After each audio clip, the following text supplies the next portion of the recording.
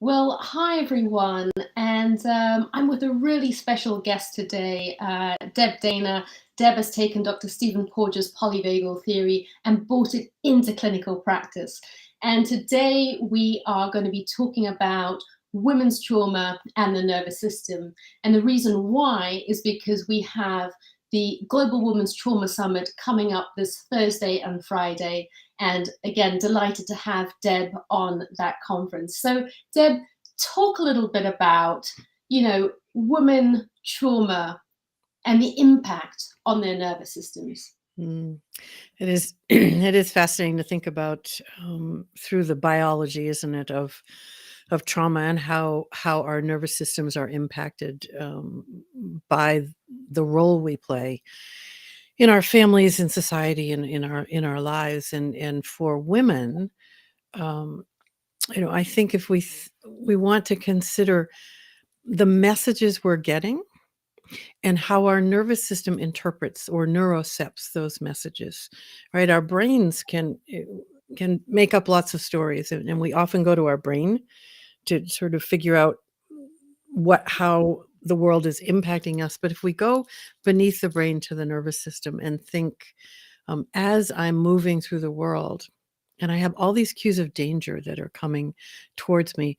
If I think about the many roles that I play in the world, I'm a woman. I'm living in the United States, where choice is now compromised. So the lack of choice impacts my nervous system. I'm a caregiver, right? That impacts my nervous system and all the messages I get about how to do that. And so what I think we're discovering is that these cues of danger that are bombarding us now, starting with the pandemic and now going through, all the ways we are recognizing social injustice, gun violence, climate issues, all the ways that we as women are holding this, perhaps differently than the men in our lives.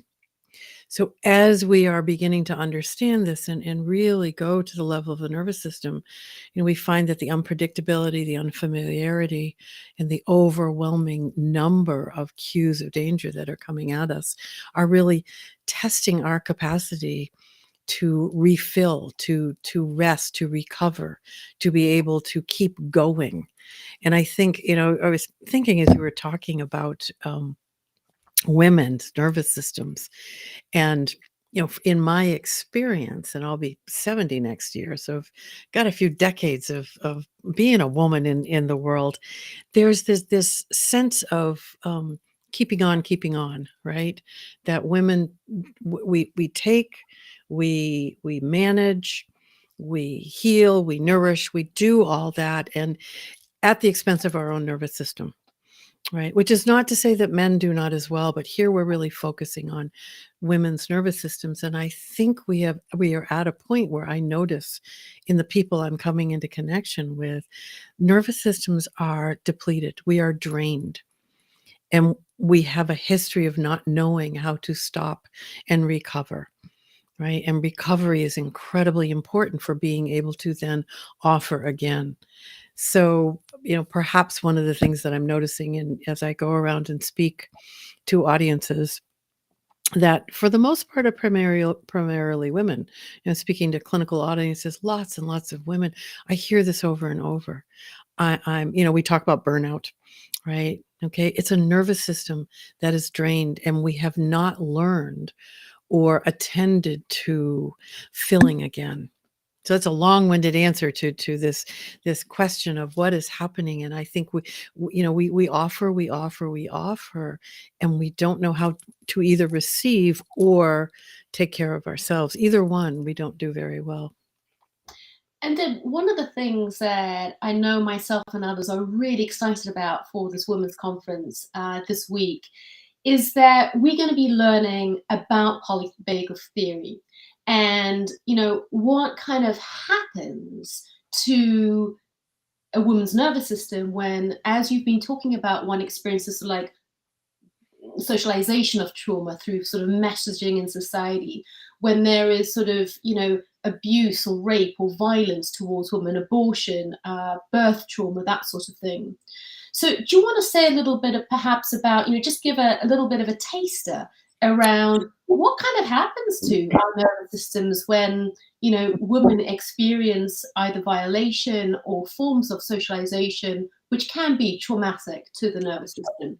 Absolutely, absolutely, and it's important for us to recognize that, right? Because we create patterns of protection that we simply enter into, and the stories of survival that come along with those patterns of protection feel normal to us because we simply enter into the state and the story that comes along with it. So as we take a step back and recognize the incredibly creative way our nervous system protects us by taking us into either that pathway of sympathetic fight and flight or the pathway of dorsal collapse, go through the motions, right? That those are survival states, and they have particular survival stories that come along with them. And the state of ventral regulation is the state of connection, of communication, of feeling safe enough to navigate the world on my own terms. And there are particular stories of possibility that come along with that state. And so sometimes we have a hard time recognizing the state, but we really hear the story, right? And I know I have my commonly entered into stories. And sometimes Me it too. takes there's somebody on the outside saying, "Wait a minute. What are you doing?" Right? For me to take a step back and go, "Oh, right. That story is so habitual because it arises from that state that I simply enter into. I don't even recognize it." So part of our work in making a change is to recognize. So notice and name is always where we begin, right? Notice, where is your nervous system right now, right? Where is it? Are you in a state of feeling safe enough to be curious, to explore, to stand up for what you believe in, to have a story of possibility? Or are you feeling a bit of under threat in some way, in which case you're going to go to a story that helps you survive? And sometimes we silence ourselves in service of survival, or we speak out in rage and anger and are labeled in a certain way because, again, it is a survival state. Or we experience the incredible anxiety that so many of us feel. We worry, we're anxious, and we get caught in that story. I can't do anything. Right? There what do I do? How do I do this? It's that anxiety flooding. Or, my particular favorite and the place I go to often is that dorsal. I'm going through the motions so I can get the basics done that need to be done, but I'm not really here doing it. And that's Mm. the survival story of becoming invisible. That was my safe place growing up in response to my dangerous environment, become invisible. And so many of us become invisible in order to survive. And now the call to action is, how do we be seen in a way that is regulated enough to not be an automatic threat to others? Because as we come out of the dorsal invisibility, we travel through some of that mobilizing energy, and I can become incredibly activated and become dysregulated because I have so much energy flooding and I have so much I want to say and do, and I want to be heard and seen and listened to. And yet, if I can't come to enough regulation around that, my nervous system sends a cue of danger to the nervous systems around me, and then they move into their own survival state. So what we're going to talk about in the Women's Trauma Summit is, how do we stand up for what we believe in from a regulated place where I can be seen not as a cue of danger biologically. I'm not even talking about story-wise, but biologically. Can I be a cue of regulation so that others can connect and we can communicate? And one of the things like I really love about what you're going to be speaking about, Deb, is what you're referring to about, teaching our clients and our patients and ourselves actually to become more aware of, as women, around what's kind of happening when we're outside, what's happening in our personal lives, what's happening or what's previously happened. Because I think those states and the stories are often missed. People find themselves just in the dialogue, or just in the state, or doing things that they just do because they're not aware. And polyvagal theory, and you putting it into practice, seems to really sort of conceptualize how people have been doing what they've done.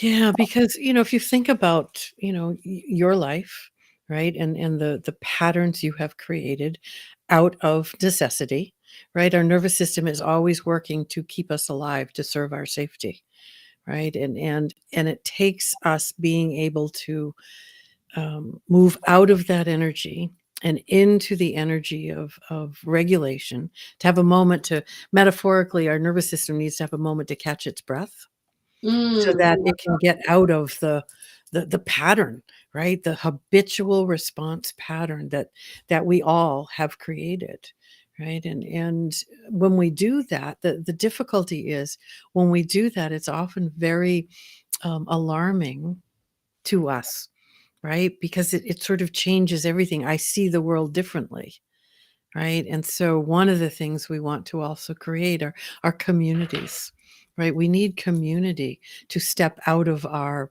habitual patterns of protection and be able to explore, how do I do this differently? Right? Because left on my own, my nervous system is going to very easily and quickly take me back to my pattern of protection. As soon as there's a cue of danger, it knows what to do, right? And it takes a lot of energy to stay present and stay in the explicit knowing, because all this is working below the level of our awareness. So to bring it to awareness can be exhausting. To do that ongoing awareness, exhausting.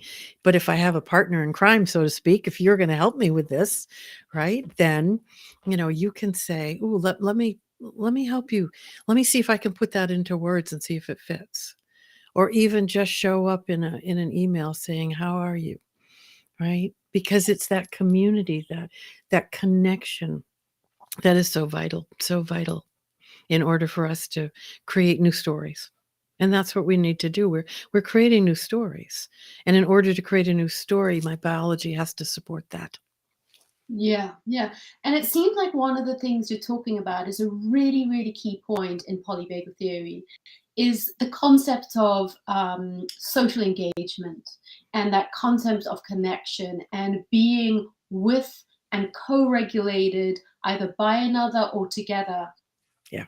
I want to say a little bit more. And I think, especially at this time when there is so much stuff going on globally, whether Mhm. it's the war in Ukraine, whether, it's conflicts about abortion law in the United States, whether it's something happening with Korea.